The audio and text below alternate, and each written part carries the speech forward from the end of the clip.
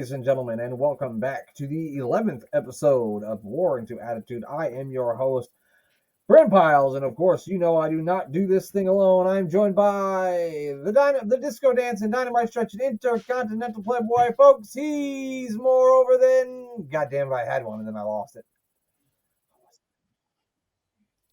it. That'll do. He's more over than... G.A. Russell, no, that Glenn Evident. G.A. Russell, like, Glenn, how you doing? I'm doing very well, thank you. We've got a surprise tonight, and not only the one in the show, but but we're going old school here. We're going back to the POB days, and we're going to have a twat of the week. And now it's time, you wrestling fans, for one and all to see the folks who failed at social media so recently. While no one can quite so compare to Roy back at his peak, our dearest Glenn is here to share his pick twat of the week.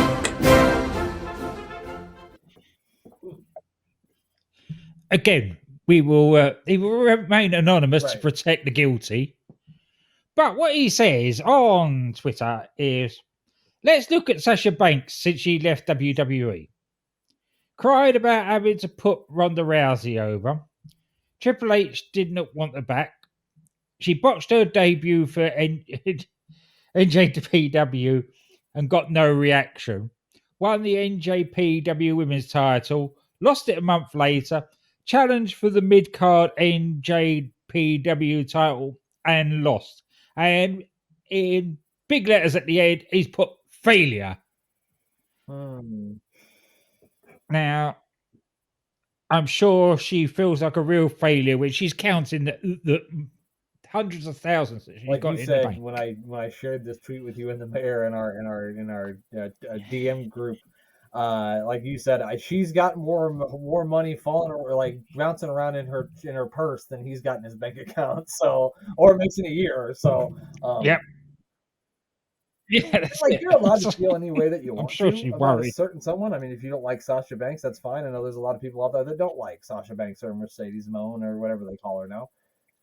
But yeah, don't vent about it on social media. A person who probably works at Walmart, and if you work at Walmart, I'm not demeaning you. I'm not demeaning you. Any way that you make money is a good fucking thing for you. Get your fucking money. But I'm not very successful in my job, so I'm not going to get on the internet and call someone who's successful at what they do a failure, because that's fucking stupid. Oh God, yeah, yep. And she's basically what a twat is, a stupid person. So there you are. Resurrected for 1 week only, a twat of the week. We've given out a couple twats of the week since the end of Piece of Business. I think we gave one to Phil Brooks 1 week too for not seeing Rocky. We did, yes. So who knows? It may watch pop your up fucking every Twitter now and account out there, people. Or you may be next week's twat of the week. You think about that before you tweet something stupid. And another reason why we don't tell the person's at or say their name is because we don't want to give them that kind of publication. We just want to publicate that they're stupid, but we're not going to tell you who they are.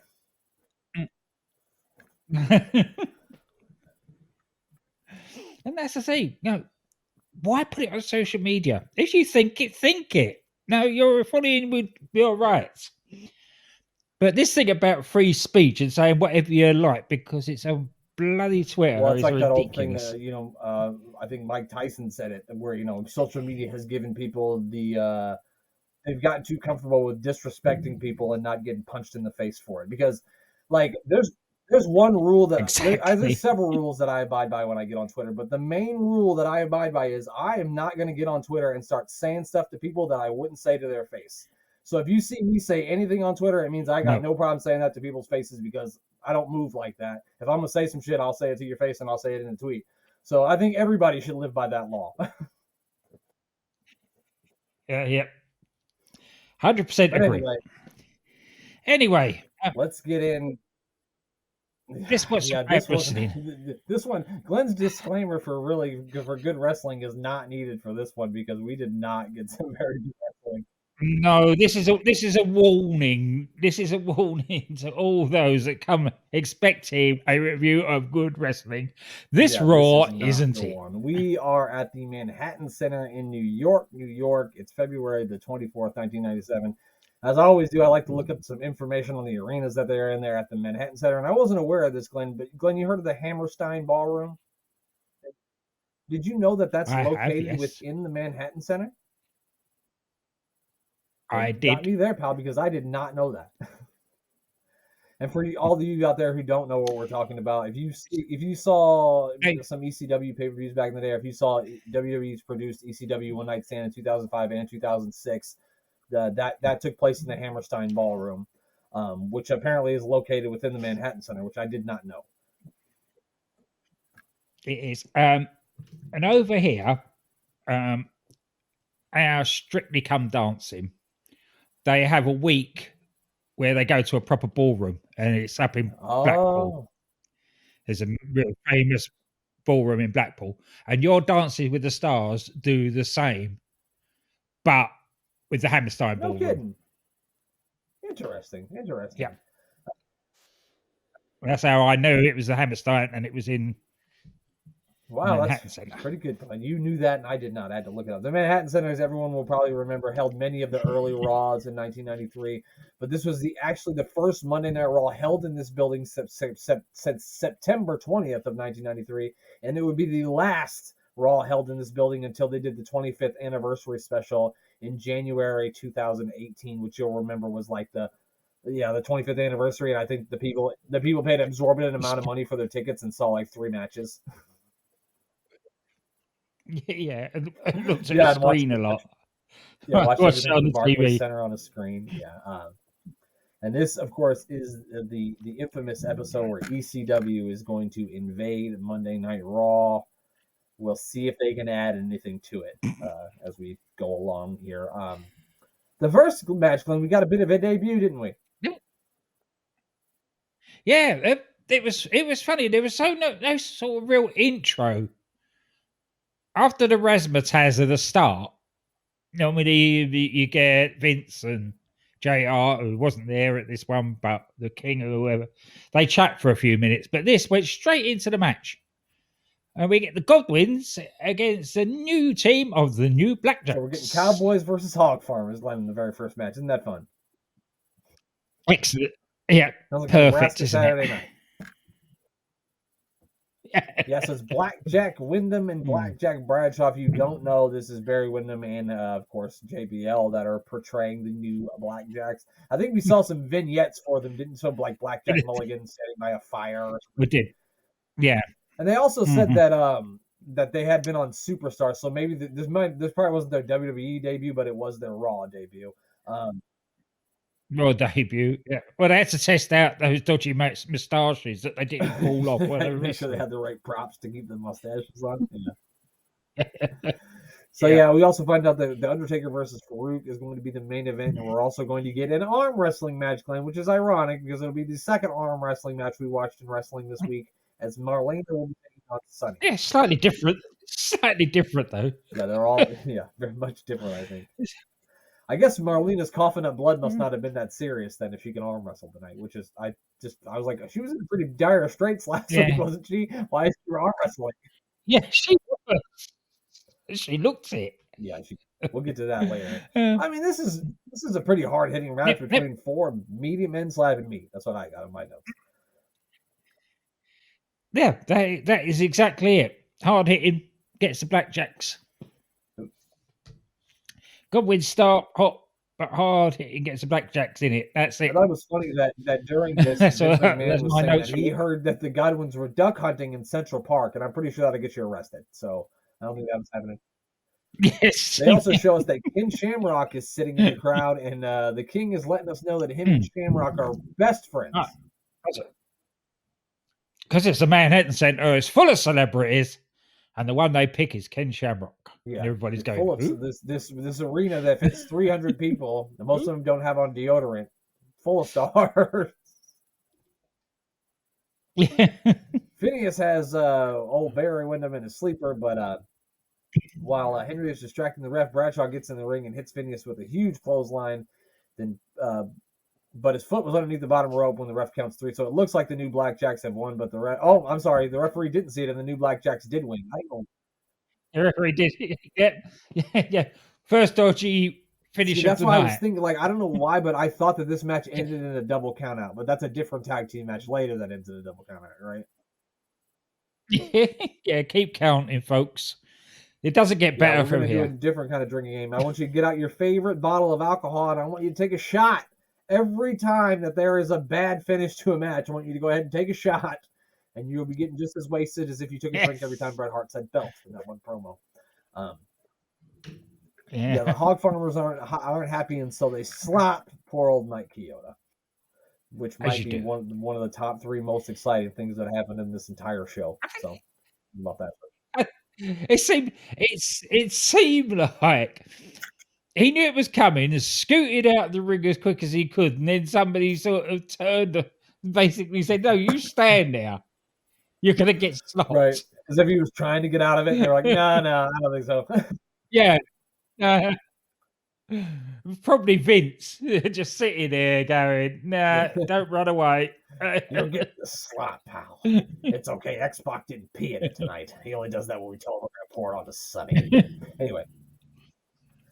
Yeah. So we come back over a commercial break, and we get some of the ECW guys are in the ring.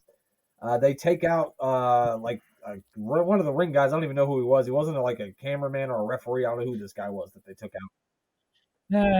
Just some random person.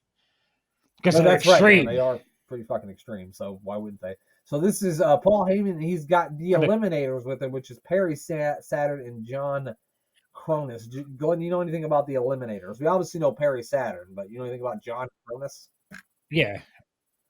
No. Me neither. I didn't look up any information on it. I can tell you that they were 3-time tag team champions, that they are the current ECW tag team champions, the Eliminators here. And so we get our first ECW match of the night. It is Little Guido taking on Big Stevie Cool, Steven Richards of the Blue World Order. So, Glenn, do you know much about the Blue World Order? I do. Sadly, I do.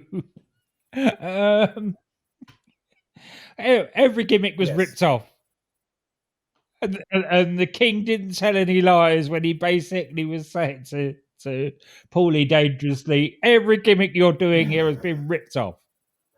Yeah, I kind of got the sense that old the King and Paul Heyman don't like each other. I felt like watching this thing. Like they legitimately don't like each other. That's what I felt like.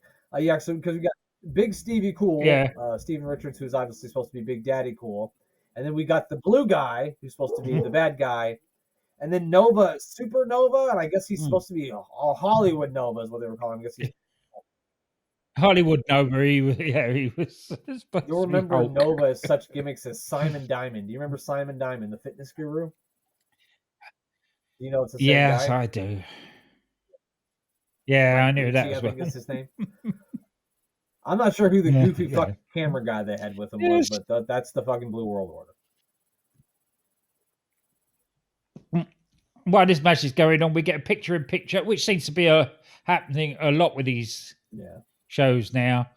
The Goldust is cutting a promo. It was a weird promo too. He didn't say much, and what he did say, I was because he was talking like this. And all the ECW fans are chanting ECW and shit, and all I can hear is.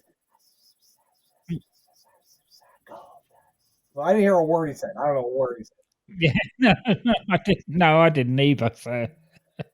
So Big Stevie Cool gets the win in this match. I got nothing out of this match. There was literally nothing of note besides the promo from Goldust. There was nothing here, no substance, nothing. No, definitely not. You want? So then we get Sleazy to the ring. Say that. Sorry, well, we got the Honky Tonk Man first. Don't forget that. Oh, of course we get the Honky Tonk Man. He's going to be the special guest referee for this arm wrestling contest. I don't know why we love arm wrestling so much. And they say that Sunny is the Cyber Queen of 1997, and that's funny because she is now this Queen of Cell Block C. I think is what she said to Queen of now. And then she tried to like steal Rick Rude's gimmick. She said she wants all the fat, smelly sweat hogs to keep the noise down so they can see what a real woman looks like, and that's Rick Rude's gimmick. Then Sunny starts like taking her robe off, and while Sunny looks really good in 1997, just the thought of the person that she becomes makes me ill, and so I can't even look at her in 97 and think that she's out because it just makes me sick to my stomach looking at her. I kept wondering, why do we have to do this? Yeah. So there we get Gold Dust music, and out comes Marlena, still chomping on that cigar. Not burning, but she's chomping on it. Had a very interesting outfit here too, didn't she? That was a lot going on there. Yeah, yeah. It was sort of like the type of outfit that the girls would wear in Saudi Arabia now. Yeah, sort of, but that might be even too risque for Saudi Arabia. They need to cover her up a little bit more. You can kind of see those pants were kind of sheer. But she was, but they were all. It was all. She was very covered up for the time, shall we say? There will come years later in WWE where she'll have much less clothes on than what she had on tonight. So Sunny, calling herself a sweet and caring person, which is the biggest lie that's ever been told on this show, tries to get Marlena to back out of the match by saying, what happened to you last week was really bad, and I know you're injured, and I'll take the cheap win if you want to back out. And then Marlena has some pretty hilarious words that she also wants to share with Sunny, and because it's hilarious, I'm going to play them because I think that we need to hear them because they make me laugh. So here we go. All glad to see that Sunny stopped working 42nd long enough to come in and be with us tonight. Hey. Well, actually, I think they've cleaned up. That was perfect. Perfect. Part of that is Vince goes, I heard they cleaned up that area. Yeah. How do you know, Vince? You've been over there? He probably had a look, yeah. Disappointed. So, I just thought that was hilarious. She took her time working 23rd Street to be with us tonight. I thought that was really, really good.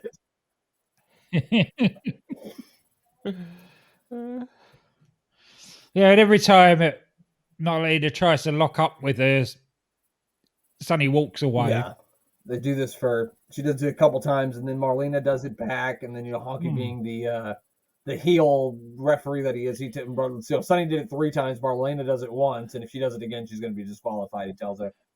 It's great. And then we finally get this thing going, and it looks just like Marlena's about to win, and Sunny does the powder job, throws the powder into Marlena's face, but then doesn't do any physical damage to her. She just throws it in her face and then laughs at her. No. Yeah. I don't think Sunny can actually do any damage to anybody. Except for she's behind the wheel of a car. Well, there's that. I'm sorry, I'm going to hell. I'm sorry, The Honky Tonk Man doing running commentary is just going, come on, now you gotta get him, come on, Sonny, pull it this way, Sonny, come on, Sonny, pull it that way, come on, Sonny, let's go, Sonny. It was just, I'm like, come on, man, stop it. Yeah. And it turns out that all this was to just set up Gold Dust against Savio Vega. Yeah, because for some reason, after she throws the powder in the face, Savio Vega comes out here. Because I guess he's having a match with Gold Dust. Obviously, Gold Dust is going to come out here to save his wife. Some of the things that they line up to do on this show, I'm like, where were they going to go from here? Was Savio Vega going to rough Marlena up? Is that what was going to happen? Yeah, I know. What was the end game to that? Yep. They would have been better off having China come out again and attack her. Something like that. Or, anything would have been better than Savio Vega showing up. It just didn't make sense. So then Goldust kind of beats Savio Vega down, puts his head into the arm wrestling table. But then we come back from a commercial break, and Savio Vega's kicking Goldust's ass, and we don't know how or why that happened. But it's nah. Again, it was a nothing match. Yeah. There was no real highlights to it or anything. Anything of note. just that Savio kept on beating down Goldust. Goldust got hardly any offense in at all on this. Really didn't. And then they had like Miguel Perez, which I guess was a friend of Savio Vega's from Puerto Rico. I guess he's a pretty big name in Puerto Rico. So he's won both the Puerto Rican and Caribbean heavyweight titles. So he must be some sort of big name there. And I also believe we're going to see him in a stable in the future with Savio Vega here, Miguel Perez. He keeps talking to, and the one thing that made me laugh during this, they keep talking on commentary about how Savio Vega turned on his tag team partner, Ahmed Johnson. Like, they tagged one time. They were tag team one time. Yeah. It's not like they had a run. No. So, like, what the hell? It was only, it literally was that Savio wanted to join the Nation of Domination. It had nothing to do with turning on Ahmed Johnson at all. Exactly. Yeah, Crush ends up getting involved, and the Crush getting involved came at a strange time because, like, Savio had the upper hand. He had the upper hand on Goldust, and then Crush comes running in and starts beating Goldust up, and you're like, why would you do that, dummy? Why? Yeah. You just cost him the match. And it is that thing.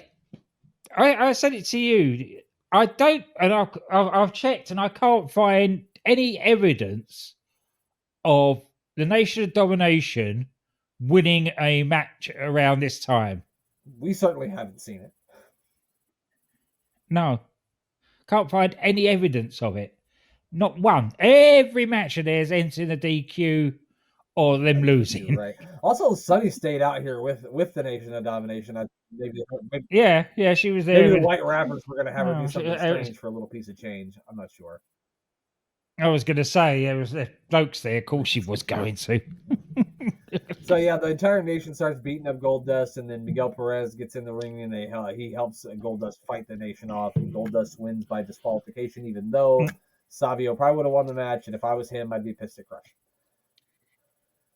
They also inform us next week that we're going to get Raw from Berlin, Germany, and we're going to be crowning the first ever WWF European Champion. Glenn, who's your favorite European Champion? Good. Oh, it has to be Savio. What about Naked Midian? Oh, God. No, I would not say that was a favorite. I know it was. I know. Him and the British Bulldog. Those are the only two European. And D'Lo Brown. Those are the only ones I can remember. Yeah, D'Lo Brown was good. I love the way with D'Lo Brown when he had the gimmick that every week they'd announce him from somewhere different. No, yeah, Europe. That was really good. Yeah, I forgot about that. That's good shit. Yeah, that's nice. I like that. They show us a flashback of Jerry Lawler interviewing some guy, and I had no idea who he was. Did you know who this weird guy was with the weird suit on that Jerry the King Lawler interviewed in 1993? Yeah, I don't know. No. That is. And I guess they showed us that to show us that the King's done interviews before, and now he's going to interview the world's most dangerous man, Ken Shamrock. Yep. And some shenanigans happened, Glenn, didn't they? They certainly did. The King all the way through the show has been going on how he's good mates with Ken Shamrock, and he trained with him, and he showed him his moves and everything. And Ken just goes, I don't know you. Who the hell are you? Ken played it so great, too, because even he had the farthest way look at his eye like, dude, I don't know what the hell you're talking about. I thought King played that so great. He's like, you're a liar. I don't know what you're talking about. You're lying. I thought it was really good the way King played it. And they also are telling us about the 1997 Slammy Awards, which I sent Glenn the link. They are available on YouTube, and I am absolutely going to watch this show in full before WrestleMania 13 because how could you not? We've got to, haven't we? We've got to review that. I think we do. I think before WrestleMania 13, I think that'll be a special bonus episode where we absolutely have to have a look at the 1997 Slammy Awards. Absolutely. They cut back to Paul Heyman, who says, "Man, does this show suck without ECW or what? Well, or what? Because it sucked the whole way through, Paul." Yeah, and you think, oh, this might actually be decent. It's Mickey Whipwreck against Taz. that he introduces. Yeah. But no, it wasn't. It was an absolute clusterfuck. They had a It wasn't. former referee. You'll see this guy as a referee on 93 WWF Superstars if you listen to the mayor of Superstars, Bill Alfonso, with Taz, which I thought was cool. Taz did do some pretty cool suplexes in this. They also do another interview in the middle of this match because why not? Who's the interview even with? I didn't even write it down. No, neither did I. Okay, well, there was an interview. That's how interesting that was. Yeah, neither one of us even know. Yeah, again, this match did nothing for me. Absolutely nothing. No. Sabu ends up coming out and he jumped onto Team Taz from the Raw sign, but I don't think he jumped. It looked more like he fell. Fell. Yeah. It was a plummet. It just plummeted off of it rather than jumped. As Glenn likes to say, gravity remembered him at that moment because he just fell right off. Yeah, this was a botch fest. The entire thing was a botch fest. Like Taz tried to like suplex Mikey Whipwreck over the top rope and land on Sabu, but he didn't even get him all the way over. This was a mess. It was terrible. Ah, dear. But they didn't do themselves any favors at all for advertising ECW. Yeah, no, they didn't. But the good news is, Glenn, Vince tells us when we get back from the break, we are going to have a huge surprise. And no, Glenn, it wasn't the Headbangers, which I thought it might be the Headbangers. It was the Headbangers opponents. To be fair to the King, though, and it showed how good Jerry Lawler was at this time, is he realised how bad that was and kept on hammering it home about how much different watching ECW is to what people were seeing in that ring. Yeah. But he was trying to he did it in a way that he was being negative about it, saying how disgusting it was. People get busted open and, and all that sort of thing. But he was selling the product more than the people that were actually in the ring were. Yeah, because if you watch wrestling a lot, back in that era, and they're telling you about some other wrestling thing that people are always bleeding everywhere and they're using chairs and lighting people on fire, you're like, maybe I might want to have a look at this place where they're bleeding and lighting people on fire because I've never seen that before. That's right. So yeah, it does a great job. So the Headbangers are taking on some surprise team. Surprise! It was what a rush! The Legion of Doom. The Legion of Doom come out here. The crowd goes absolutely fucking bananas. Everybody in there was on their feet. It was actually a pretty cool fucking moment. I mean, it was probably the best part of the show. Of course it was. With what they'd seen beforehand, and then suddenly you get the Legion of Doom out there. It had to be, didn't it? Yeah, definitely. And to be fair, they could have just shoved the Headbangers in with a couple of jobbers, but no, they actually got a decent tag team against them.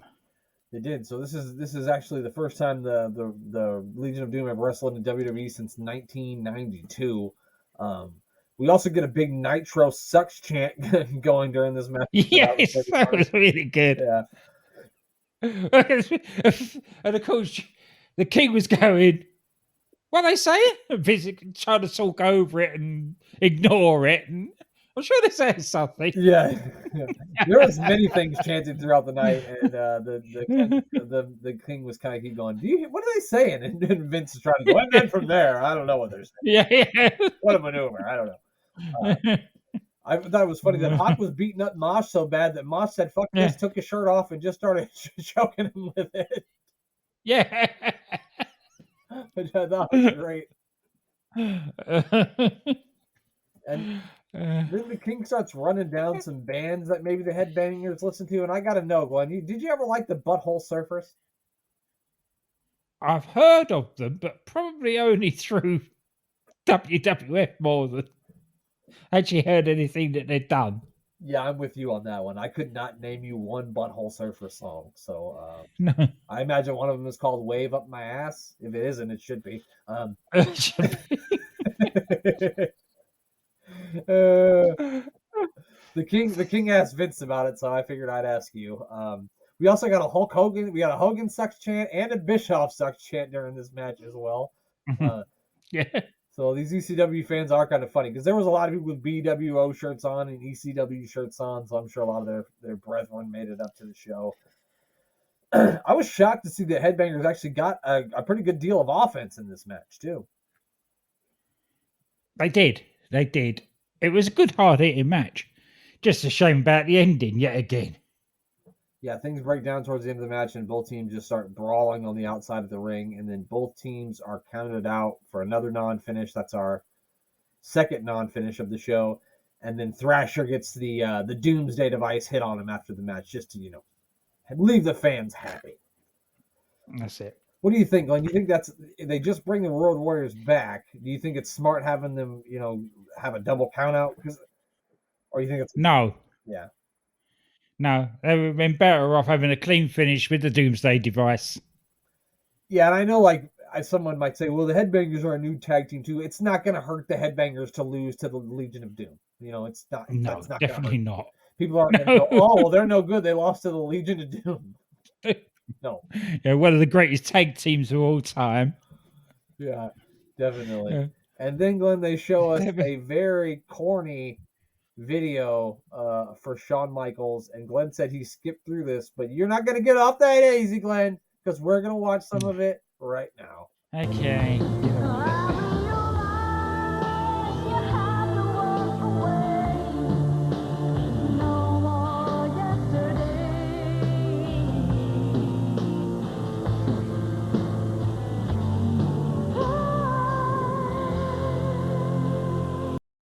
Oh, Glenn. We're going to take a moment for Shawn Michaels' smile. Yeah. All right. There we go. Good. What do you mean? You don't have that time Tell Me a Lie song on your playlist, Glenn? Nope. You never spun that one to get all the girls and the guys together close on the dance floor back in the day? Nope. I'm shocked. Glenn. I figured that one was number 1 on the UK charts. Apparently it wasn't. No, it definitely wasn't. We come back from the break, and we got Devon Dudley in the ring, and apparently he's going to be taking on Tommy Dreamer. Now, of all the ECW matches that they showed on the show, this one I had the highest hopes for, because I know both these guys know how to wrestle, and I know they know what to do. I'm pretty sure Devon was pretty green to the business at this point in 1993. Mm-hmm. And I guess this was a no DQ match because they beat each other with everything that wasn't tied down. Yeah, they did. And some of those chair shots, they look really... Oh, dear. Yeah. Thank God they don't do that anymore. That's one of those things where people are like, why can't they do more like they did back in the day? Well, I don't want to see that. No. I don't want to see that at all. Every time I see that, it just makes me cringe because you're just thinking, oh, well, he's got CTE. I'm surprised. Yeah, I'm surprised that they don't actually pixel it out now on the network or Peacock. Yeah, these stiff chair shots to the head because they're so very antsy it now. Right, some of them are just brutal, and there were some really brutals in this one. The fans gave Tommy Dreamer a bell and a cane.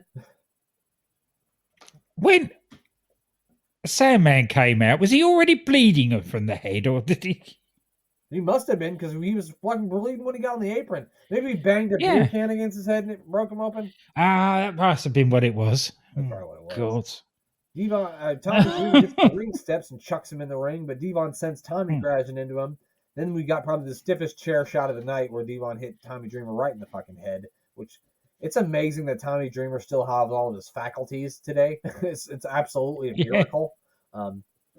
Honestly.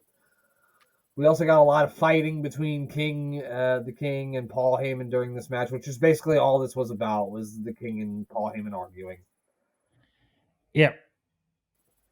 Eventually, Tommy Dreamer gets the win with a little bit of help from Beulah McKillicuddy kicking Devon right in the family jewels, which I thought they got a little too aggressive with Beulah McGillicuddy for my liking here. They were like getting really aggressive with her, and I was kind of like, when I was watching that. But I don't know. I guess of all the ECW matches, this one was my favorite, but that's not saying much. No. And again, another dodgy finish. Yeah, I know the dodgy finish, but we did get a fucking 3 count, so. Yeah, I suppose that's something better than all the DQs have had. Yeah. And that's funny, Glenn. The one match that had all the fucking gaga is the one we actually got a finish from. And they also showed an Undertaker promo during the finish of the match. Like, as the finish of the match is happening, part of the match, they've got the Undertaker talking, which I thought was pretty funny. And he was quiet as well. Yeah. It was he was sort of... Yeah. It was almost as if they recorded these before and didn't, like, turn the volume up on them. That's right, because he was... it's hard to hear what he was saying as well. So.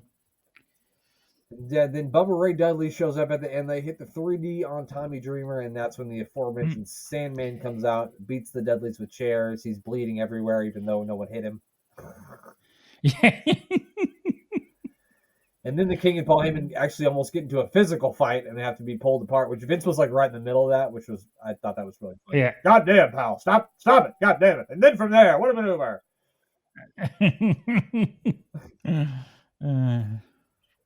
And then they show us a recap of what happened last week with Bret Hart being screwed out of the WWE Championship by Stone Cold Steve Austin with the softest of chair shots. Do they think that everybody that watches WWF at this time had Alzheimer's? And forgot what happened last week? Or fucking something, yeah. I don't know. And they also do this thing, like they'll be showing a match and they'll be like, oh, the slam of the week, and it'll be something that happened earlier in the show, like 20 minutes ago. I'm like, yeah. It's the slam of the day, not the week. We haven't even gone through the week. It's Monday. What are you talking about? Yeah. What? Then they show Bret Hart like cursing and at the cameraman and throwing stuff around the locker room last week, looking for Stone Cold Steve Austin, who he never found. Kind of showing a more edgy side of Bret Hart, moving more toward turning him heel, which will be happening soon. And then I think me and Glenn talked about this before we got on the air, but I think we find out that the reason why this show isn't very good is because most of the big names are already over in Germany for next week's show, and that's why this show is not very good. Yep. Of course, it's the European title, so the first time it gets in here, we'd have to go to Europe for it. It's only right, Glenn. It's only right. They'd look like blithering idiots if they had the inaugural European Championship won in Ohio. That wouldn't make any sense. That'd be like doing a Beach Blast pay-per-view in December in Ohio. Wouldn't make any sense. Yeah. We got to interview Frozen Lake. Yeah, Frozen Lake. Yeah. Put your bikini on and get in the frozen lake. Fun. We get a proper interview with Ken Shamrock with Todd Pettengill here. They ask him about a few of the matches at WrestleMania. He thinks The Undertaker can beat Sid, but he is not going to be able to pick between Stone Cold Steve Austin and Bret Hart. And little does he know, he's going to be the referee of that match. Yes. And then, Glenn, the Nation makes their way to the ring, and he started trash talking Shamrock, didn't he, Farouk, a little bit? He did. And as you say, it doesn't come to anything, because it's a while yet before we see Ken Shamrock actually in the WWF. Yeah, wrestling, yeah. So he basically challenges into a fight, and Shamrock says, if Vince McMahon wants to put it on contract somewhere, and I'm sure Vince McMahon was probably like, why did you say my name, pal? I'm just the announcer. He didn't say that. That he'd fight him, but nothing comes of it. I think that cat's well out the bag now. That's probably, especially when Bret Hart quit. When he quit, remember that one where he kind of quit? Yeah, that's McMahon. So yeah. So they get the Undertaker versus Farouk, and even though the Manhattan Center, when you walk out to the ring, it's about 10 steps from the curtain to the ring. It still took the Undertaker 20 minutes to get out and into the ring, which I thought was funny. Right. Classic Undertaker entrance. Yeah. It takes a while for Farouk to get in the ring, too, as he's kind of walking around the ring, talking to the Nation of Domination members. They try to do a thing where they all kind of surround the ring and get up and try to distract the Undertaker, but the Undertaker, says, fuck that, and just rolls out of the ring and just kicks the shit out of D'Lo. Yeah. Which I thought was great. He's like, oh, fuck this. I ain't waiting for you fuckers to come in here and fuck with me. I'll just start going out there and whoop your ass. Yeah. That's it. But then D'Lo does get a little bit of revenge on the Undertaker, working on his knees on the outside during this match. It was good. It was what it was. It was the typical what you would expect from Farouk and the Undertaker at this time. No, Farouk power drive the Undertaker, or at least sat up, which is always a good thing. The Undertaker doing Undertaker things. Mm-hmm. I did love the big boots of the stairs. Farouk picked up the stairs to hit the Undertaker. The Undertaker just met it with a big boot. He should have known better when he saw what happened to Vader's face at Final Four. You don't pick things up and run at them at the Undertaker, because he's going to put his foot up and kick it back into your face. Yeah. So don't do that. And then, like, there's a cool part where the Undertaker goes to hit the ropes and D'Lo tries to grab the top rope and pull it down and to kind of put the Undertaker over, but Taker just goes over and lands right on his feet. So his feet, as he does. You can see, oh shit. Yeah. That wasn't meant to happen. Yeah. He's already pummeled me once. Yeah. And so Farouk then hits that pile driver on the Undertaker, like Glenn said, but Taker no sells it, gets up. And then immediately the Nation hits the ring and they start beating the Undertaker down. But then LOD comes out to the ring to make the save, and this show goes off the air faster than Arsenal threw away the Premier League this year. Yep, definitely. So yeah, not one of the better Monday Night Raws that we've covered. Probably the second worst one, if we're ranking. Yeah, I think. Yeah, the worst one is still the Go Home show to the Royal Rumble. I don't know, but maybe we should give that one more credit, because that one was only an hour. I suppose, yeah. Well, this could have been an hour. If they cut out all the bloody shenanigans and all the bloody recaps and and the Shawn Michaels bit that we didn't need. Tell me a lie. It seemed like because somebody last week was so impressed that they were going to 2 hours that they had to fill 2 hours no matter what, despite the fact they didn't have 2 hours worth of content. Yeah, last week it was, hey everybody, we're gonna be here for 2 hours this week. God damn it, pal! How the fuck are we gonna fill 2 hours? Yeah, exactly. That was it. Call LOD and see what they're doing. God damn it! See if we can get them on the show. This shit's boring as hell. God damn it! All right, so we always do this. I think I know both of our answers. Are we going thumbs up or thumbs down? It's 2 days. It's all 4 thumbs down for this show. It was not good at all. Next week we're gonna see the British Bulldog face his tag team partner Owen Hart for the European Championship. I'm sure this match isn't going to cause any more of a rift that's already between them. I'm sure that's not going to happen.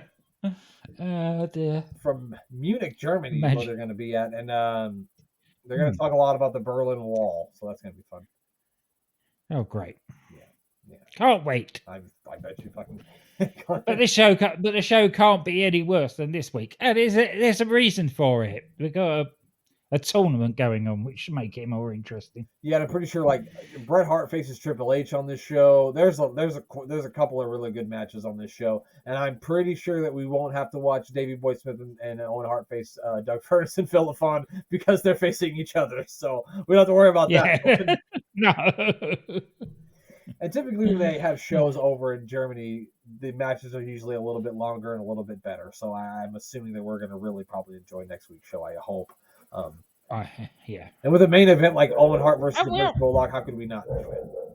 And we are solidly on the road to WrestleMania now. So, speaking of that, now that we are on the road to WrestleMania, I'd forgotten about this. We are going to have a special guest with us to review WrestleMania 13. Our buddy UTT Rob from Unbooking the Territory is going to be joining us for our WrestleMania 13 review.